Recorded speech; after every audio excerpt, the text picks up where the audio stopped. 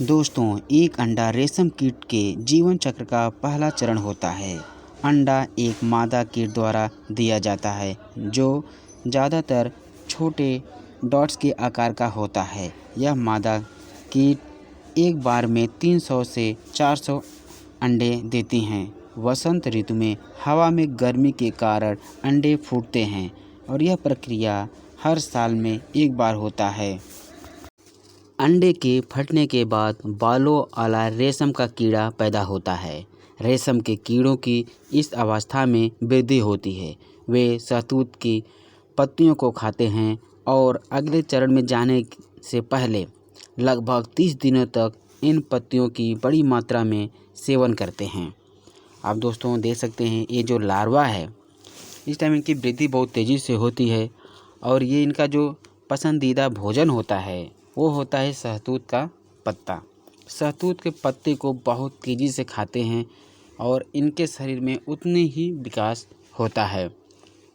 आप देख सकते हैं सर, इसमें कितने अच्छे तरीके से ये जो लार्वा हैं और इस शहतूत के पत्ती को खा रहे हैं।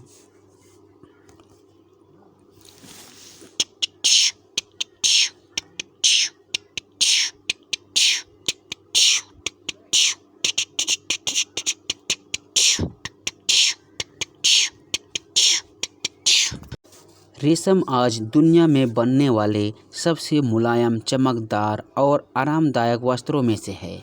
आज इस मशीनी युग में जब कई प्रकार के कृत्रिम और अप्राकृतिक कपड़ों से बाजार भरा पड़ा है, तब भी गुणवत्ता और श्रेष्ठता में रेशम के मुकाबले कोई नहीं ठहरता। पूरी तरह से प्राकृतिक यह कपड़ा सिल्कवर्म यानी रेशम के कीड़े द्वारा तैयार किया जाता है।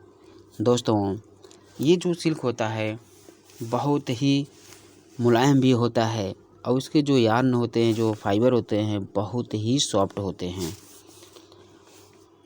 दोस्तों, ये जो लार्वा है 30 दिनों तक इन पत्तियों की बड़ी मात्रा में सेवन करता है। इसके बाद 3 से 8 दिनों तक यह रेशम का कीड़ा अपने मुंह से एक तरल प्रोटीन का स्राव करता है। वायु से संपर्क में आने पर यह तरल प्रोटीन कठोर होकर धागे का रूप ले लेता है। इस प्रोटीन के फलस्वरूप कीड़े के चारों ओर एक गोला जैसा बन जाता है, जिससे हम कोकून के नाम से जानते हैं। रेशम का कीड़ा कोकून का निर्माण अपने रहने के लिए करता है। आप ये दोस्तों देख रहे हैं, जो अभी हाथ में है वो कोकून है। इसके अंदर वो कीड़ा है जिसने अपना घर बनाया है। ठीक है दोस्तों, आप देख सकते हैं बहुत आसानी तरीके से ये कोकून है। दोस्तों, रेशम प्राप्त करने के लिए इस गोले को गर्म पानी में डाल दिया जाता है। इससे रेशम का कीड़ा मर जाता है और उस गोले का प्रयोग रेशम बनाने के लिए किया जाता है। एक गोले रेशम से 500 से 1300 मीटर लंबा रेशा का धागा प्राप्त होता है। दोस्तों, इसमें जो वो हमारे रेशम के कीट होते हैं वो भी बेचारे इसमें मर जाते हैं।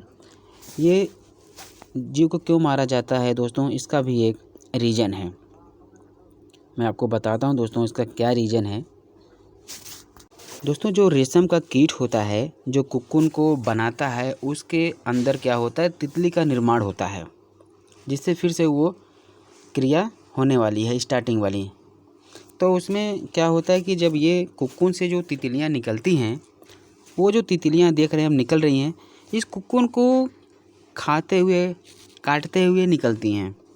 अब उसमें क्या होता है, जो रेशम इतना लंबा होता है, वो गोला सा होता है, वो काट कर निकलेंगी तो वो जो यार्न होता है, यार्न छोटा हो जाएगा, टूट जाता है। इसलिए दोस्तों इनकी जो कोकून होता है उसको पानी में डाल दिया जाता है ताकि वो लंबा रेशा बन के तैयार हो। यही रीज़न होता है दोस्तों कि रेशम के कीड़ों को मार दिया जाता है। रेशम बनाने की कला कैसे दुनिया में आई दोस्तों? माना जाता है कि चीन के लोगों को रेशम बनाने की कला 4000 साल पहले मालूम थी। कहते हैं कि चीन की रानी सी लिंगसी ने एक बार गलती से एक रेशम के कीड़े को पानी में डाल दिया।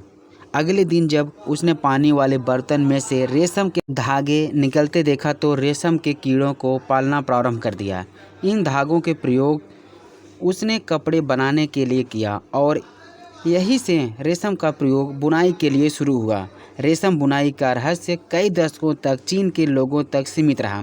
बाद में जापान के राजा ने अपने जासूसों को भेजकर इस रहस्य पर से पर्दा उठाया। ये जासूस चीन से रेशम के कीड़े को छुपा कर ले आए।